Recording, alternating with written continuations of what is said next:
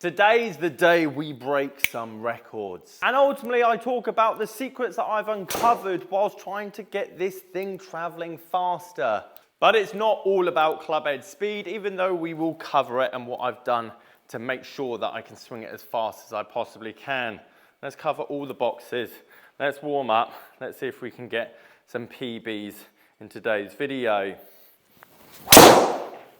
126, not too shabby. Considering that was my PB 4 months ago with my long drive driver, not the worst start to a video. So this is the driver we're using today, 9° PXG 0211 Gen 2. This is the driver that I do all my practicing with if it's not my long drive driver. X-Flex shaft, pretty reasonably priced, brand new or second hand. And as you can see, not the worst amount of ball speed off the face and pretty decent efficiency. However, we know from previous videos, 7.5 degrees, which is what this is lofted down to, isn't going to get me the longest drive. 6 degrees is what is perfect for me at the moment in terms of creating a good amount of spin loft at impact, getting myself the most amount of distance. So no matter how hard I hit this thing, sadly, I'm never quite going to get the same PBs in terms of total distance. So equipment does play a part. I'm not talking brand new, but I'm talking loft and head type, finding the right combination for yourself. And if you do swing the club incredibly fast and you think everything spins too much and you know that you're hitting up on it, ultimately lofting down a driver head is pretty much the only way you're going to drop that spin rate. However, loft and shaft only do so much. Technique has to be proper. If I swing this incredibly fast but hit down on it with a closed club face and coming across the golf ball at the same time, no matter how hard I hit that ball, sadly, you're just never going to see the distance. Down on the ball, low launch, spin rate incredibly high, especially for that club head speed. Whereas if I swung it slower but hit up on the ball, keeping the hands ahead of it to reduce that spin loft angle,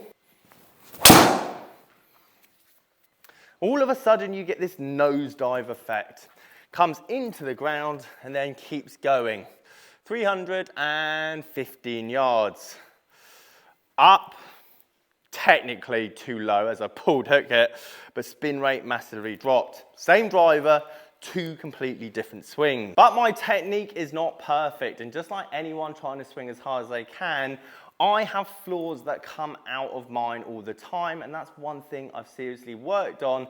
Not only that, it's helped me increase club head speed and ball speed. This right here, most people want that, in to out, 6 degrees. However, for myself, ball speed, smash factor, it's a massive pain in the arse.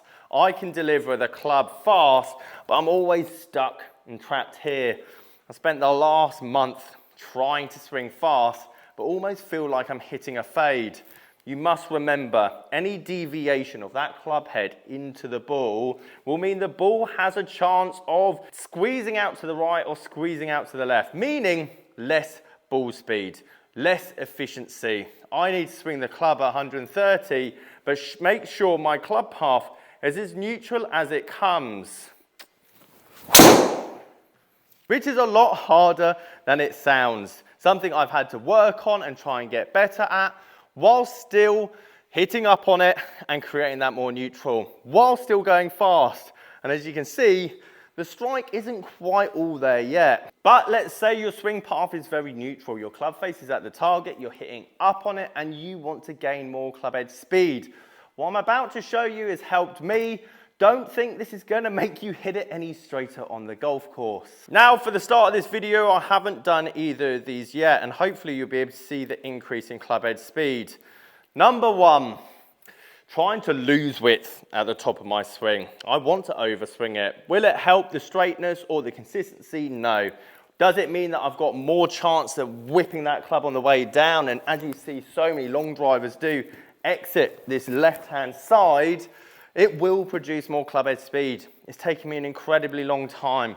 I've been so used to and concerned with keeping this so rigid on the way back to give myself more chance of delivering that club into the ball. But now I want the extra mile an hour. I want to lose this width. I want more whip.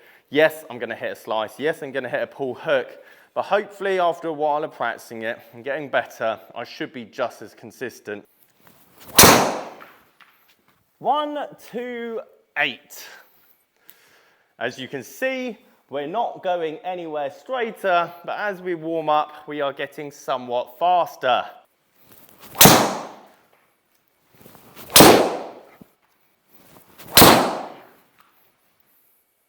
1, 2, 9. 10 swings actually later. And he hit one straight as well. If you do want to get faster, one of the things I feel that's contributed most is going after it, overtraining. 10 swings at the end of the range session, just trying to hit it as hard as you can. If you have a top tracer range locally, by all means see the averages. They're all different from one another. The balls might not be great, but on average, one week's higher than the other, you know you're going in the right direction. Far too often or not, we are always steering the ball down the fairway rather than throwing the kitchen sink at it. And I've increased so many people's club head speeds over the last couple of months purely by unlocking their potential and showing them exactly how hard they can hit the thing. And then the last technique, timing it all together. Yes, I want to make sure that I'm trying to get the club as long as possible, but the next bit is turning my hips as far as I possibly can away from the target, getting this lag effect, getting used to this action. And for a lot of you guys that come down at the ball and lose their width this way, imagine coming down with an axe, bringing that club on the inside, allowing it to release towards the target. And the good thing about relaxing your hands and getting them floppy and getting used to this idea is this is exactly what we want the feeling of. All I'm doing now is just exaggerating it that much more. 4 months of hard work, and we have finally got there. Now, sadly, my mic clip broke while swinging as hard as I was, hence why I'm now holding a mini microphone. That being said, it was just as well because I wanted to give it everything and leave everything on the floor, not worrying about where the ball was going, even though sometimes I felt I was creeping back into, oh, let's just hit a couple of straight shots. But ultimately, for building club head speed, I highly recommend not worrying about results. Overtraining, going as fast as you can, trying to see what tips worked. I was consistently around the 128 mark, the 129 mark.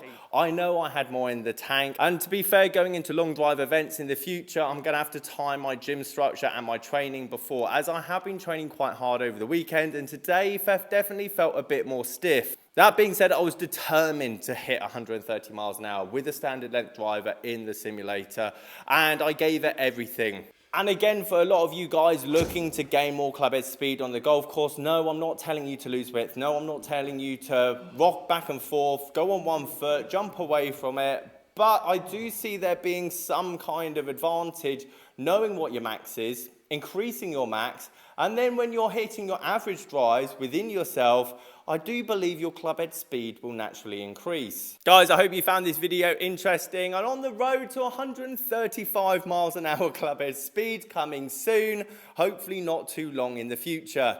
If you like this video, you might like this one up here on the right hand side. Catch you guys later.